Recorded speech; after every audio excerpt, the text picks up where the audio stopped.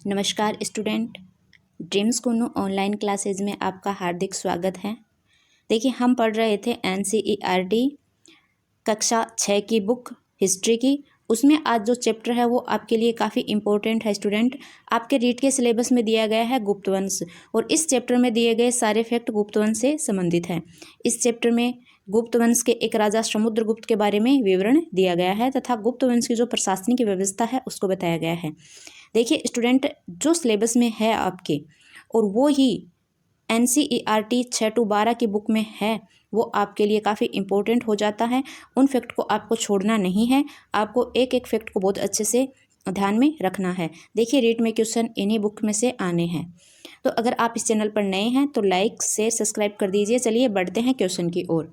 आपके सामने पहला क्वेश्चन है कि गुप्त वंश का प्रसिद्ध राजा कौन था। इस चैप्टर के अकॉर्डिंग हम चल रहे हैं। इस चैप्टर में दिया गया है कि गुप्त वंश का प्रसिद्ध राजा कौन था।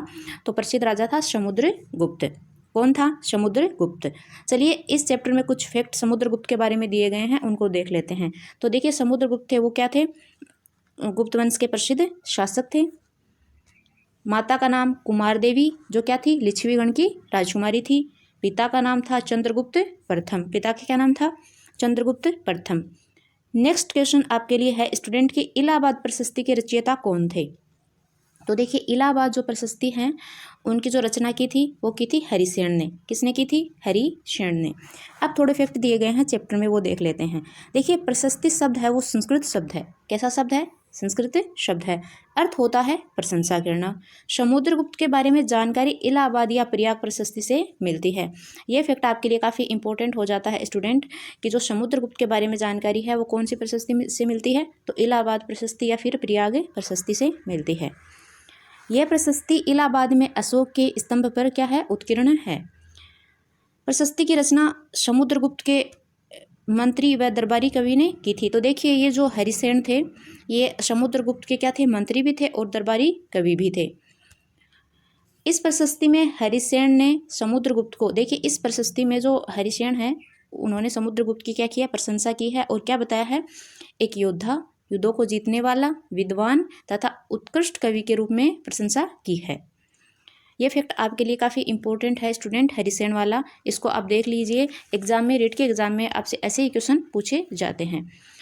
गुप्त वंश का कौन सा प्रसिद्ध शासक? देखिए, ये क्वेश्चन आपके रीट के एग्जाम में पूछ लिया गया है स्टूडेंट, कि गुप्त वंश का कौन सा प्रसिद्ध, यहाँ पे आएगा शासक, वीणा वादक था। ये आपके रीट के एग्जाम में आ गया है कि गुप्त वंश का कौन सा प्रसिद्ध जो शासक था वो वीणा वादक था। तो याद रखिएगा स्टूडेंट, गुप्त वंश का समुद्रगुप्त है वो क्या था? संगीत कला प्रेमी था और वो वीणा बजाता था। आपसे ये क्वेश्चन रीट के एग्जाम में पूछ लिया गया है, रिपीट भी हो सकता है। तो आप इस क्वेश्चन को थोड़ा अच्छे से देख लीजिएगा कि समुद्रगुप्त ने अपने पिता की तरह ही महाराजा धीराज की क्या की थी? उपाधि धारण की थी। तो देखिए, समुद्रगुप्त के पिता थे चंद्रगुप्त प्रथम, उनके पास भी कौन सी उपाधि थी? महाराजा धीराज की। और उन्हीं की तरह समुद्रगुप्त ने भी ये उपाधि क्या की थी? धारण की थी। समुद्रगुप्त को कुछ सिक्कों पर वीणा बजाते हुए दिखाया गया है। ये फैक्ट आपके लिए इंपॉर्टेंट है। बढ़ते हैं आगे। समुद्रगुप्त ने जो दक्षिणापथ के कितने शासकों को पराजित किया था तथा पुनः शासन करने की क्या दी थी? अनुमति दी थी। तो देखिए, समुद्रगुप्त ने एक जो युद्ध नीति अपनाई थी उनमें उन्होंने 12 शासकों को क्या किया था? पराजित किया था। और फिर उन शासकों को क्या दी थी? पुनः अनुमति दी। में हरिसेन ने राजाओं व उनके प्रतिनिधियों का क्या किया है? वर्णन किया है। हरिसेन ने 4 प्रकार के राजा व समुद्रगुप्त की नीति का क्या किया है? वर्णन किया है। तो देखिए, वे राजा कौन थे? तो वे राजा थे आर्यावर्त के 9 शासक। आर्यावर्त से कितने शासक थे? 9 शासक थे, जिनको समुद्रगुप्त ने जीत लिया था और अपने साम्राज्य में क्या है? विलय कर लिया था। दक्षिणापथ के 12 शासक थे। आपसे अगर स्टूडेंट पूछा जा सकता है कि दक्षिणापथ से कितने शासक थे? तो 12 शासक थे। हार के बाद इन्होंने क्या किया था? समर्पण कर दिया था और फिर इनको समुद्रगुप्त ने क्या देती थी? पुनः शासन करने की अनुमति दी थी। पड़ोसी देशों में थे असम, तटीय बंगाल, नेपाल। ये क्या करने लग गए थे? ये आज्ञा का पालन करते थे, दरबार में उपस्थित होते थे और भेंट भी देते थे। नेक्स्ट जो 4 नंबर पे थे वो थे बाह्य शासक, और उनमें कुषाण, शक व श्रीलंका के शासक थे। इन्होंने क्या की थी? अधीनता स्वीकार कर ली थी और इन्होंने अपनी पुत्रियों का जो विवाह है वो किससे किया था? समुद्रगुप्त से कर दिया था। विक्रम संवत का प्रारंभ कब हुआ था? तो देखिए विक्रम संवत का जो प्रारंभ है वो 58 ईसा पूर्व माना जाता है। तो देखिए ये क्वेश्चन आपके लिए काफ़ी इंपॉर्टेंट है, इस क्वेश्चन को एग्जाम में पूछ लिया गया है। तो एग्जाम में आने वाले जो फैक्ट हैं उन पर आप थोड़ा सा विशेष तौर पर ध्यान दे लीजिए। समुद्रगुप्त के बाद गुप्त वंश का शासक कौन था? तो देखिए समुद्रगुप्त के बाद गुप्त वंश का जो शासक था वो था चंद्रगुप्त द्वितीय। चंद्रगुप्त द्वितीय के बारे में काफ़ी जानकारी मिलती है। आगे बढ़ते हैं। कुछ फैक्ट इनके अलावा चैप्टर में दिए गए हैं, वो दिए गए हैं हर्षवर्धन के बारे में। तो देखिए हर्षवर्धन के शासनकाल में कौन सा चीनी यात्री भारत आया था? तो देखिए बहुत बार ये फैक्ट एग्जाम में पूछे जाते हैं कि चंद्रगुप्त द्वितीय के समय कौन सा यात्री भारत आया था, हर्षवर्धन के शासनकाल में कौन सा चीनी यात्री है वो भारत आया था। की जीवनी का क्या नाम है? तो देखिए बाणभट्ट ने हर्षवर्धन की जीवनी लिखी थी और उसका नाम है हर्ष चरित्र। उसका नाम क्या है? तो नाम है हर्ष चरित्र। अभिज्ञान शाकुंतलम जो नाटक हैं उसके रचनाकार कौन हैं? तो देखिए अभिज्ञान शाकुंतलम के जो रचनाकार हैं वो है कालिदास, ये गुप्तकालीन कवि थे। सबसे प्रसिद्ध जो चालुक्य शासक है वो कौन था? तो इस चैप्टर के अकॉर्डिंग स्टूडेंट सबसे प्रसिद्ध जो शासक है वो है पुलकेशिन द्वितीय। पुलकेशिन द्वितीय का दरबारी कवि जिसने ऐहोल प्रशस्ति की क्या की थी? रचना की थी। तो देखिए पुलकेशिन द्वितीय का दरबारी कवि जिन्होंने ऐहोल प्रशस्ति की रचना की थी वो थे रवि कीर्ति। कौन थे? रवि कीर्ति। देखिए अब आपके दिया गया है चंद्रगुप्त सेकंड। कुछ इस चैप्टर के फैक्ट हैं उनको देख लेते हैं। तो देखिए चंद्रगुप्त सेकंड के बारे में दिया गया है। तो चंद्रगुप्त सेकंड कौन थे? समुद्रगुप्त के क्या थे? पुत्र थे। इनकी हमें जानकारी कहाँ से मिलती है? तो सिक्के एवं जो अभिलेख प्राप्त हुए हैं उनसे समुद्रगुप्त ये जो चंद्रगुप्त है इनके बारे में जानकारी मिलती है। पश्चिम भारत में सैन्य अभियान अंतिम शक शासक की क्या की? अंतिम शक शासक को इन्होंने क्या किया था? हराया था। तो इन्होंने पश्चिम में देखिए सैन्य अभियान किए थे और अंतिम शक शासकों को हराया था।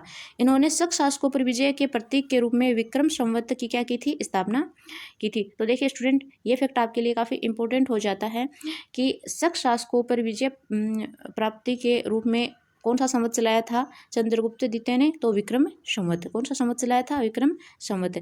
और विक्रमादित्य की क्या की थी? उपाधि धारण की थी। विक्रमादित्य की क्या की थी? उपाधि धारण की थी। शासन कैसा था गुप्त साम्राज्य का वो भी देख लेते हैं। तो गुप्त साम्राज्य का जो प्रशासन था वो गाँव को क्या माना जाता था? प्राथमिक इकाई के रूप में। देखिए स्टूडेंट हम थोड़ा प्रशासन के बारे में चर्चा कर लेते हैं। आपके चैप्टर में प्रशासन के बारे में दिया गया है और यहाँ से आपके हैं वो क्वेश्चन बन सकते हैं कि गुप्त साम्राज्य का प्रशासन कैसा था। तो गांव प्रशासन की प्राथमिक इकाई थे। प्रशासन की प्राथमिक इकाई किनको माना गया है? गाँवों को। महत्वपूर्ण प्रशासकीय पद आनुवंशिक थे। जैसे हरिसेन अपने पिता की तरह ही क्या थे? महादंड नायक थे। यानी कुछ जो पद थे वो आनुवंशिक थे। जैसे हरिसेन के पिता पहले महादंड नायक थे तो उन्हीं की तरह हरिसेन भी अपने पिता की तरह क्या थे? महादंड नायक थे। स्थानीय प्रशासन में प्रमुख व्यक्तियों का क्या था? बोलबाला था। इनमें जो नगर श्रेष्ठी थे यानी शहर का मुख्य बैंकर या फिर व्यापारी। सार्थवा कौन थे? तो व्यापारियों के काफिले के क्या थे? नेता। और प्रथम कुलिक जो शब्द आया है उसका जो अर्थ है वो थे मुख्य शिल्पकार। और एक स्टूडेंट आपके जो है वो है कायस्थ। तो कायस्थ क्या थे? लिपिकों के प्रधान थे। कायस्थ कौन थे? लिपिकों के प्रधान थे। तो ये फैक्ट आपके जो मौर्य साम्राज्य है उससे संबंधित था। अब आपके जो नेक्स्ट फैक्ट दिया गया है स्टूडेंट वो दिया गया है कालिदास। तो हम थोड़ी कालिदास के बारे में भी चर्चा कर लेते हैं। कालिदास क्या थे? प्रसिद्ध नाटककार थे। इन्होंने नाटक लिखा था अभिज्ञान शाकुंतलम। शाकुंतलम नाटक में क्या है? तो शकुंतला एवं राजा दुष्यंत की कहानी दी गई है। इस नाटक में एक मछुआरे के साथ राज कर्मचारियों के दुर्व्यवहार की बात भी कही गई है। तो ये फैक्ट आपके लिए काफ़ी थोड़ा इंपॉर्टेंट हो जाता है। एक जो क्वेश्चन आपके आता है वो आता है चालुक्यों की राजधानी कौन सी थी जो एक प्रमुख व्यापारिक केंद्र था? तो चालुक्यों की जो राजधानी थी वो ऐहोल थी और ये एक प्रमुख व्यापारिक केंद्र भी था। उम्मीद करती हूँ आपको ये चैप्टर समझ में आया होगा। आज के लिए इतना ही। धन्यवाद।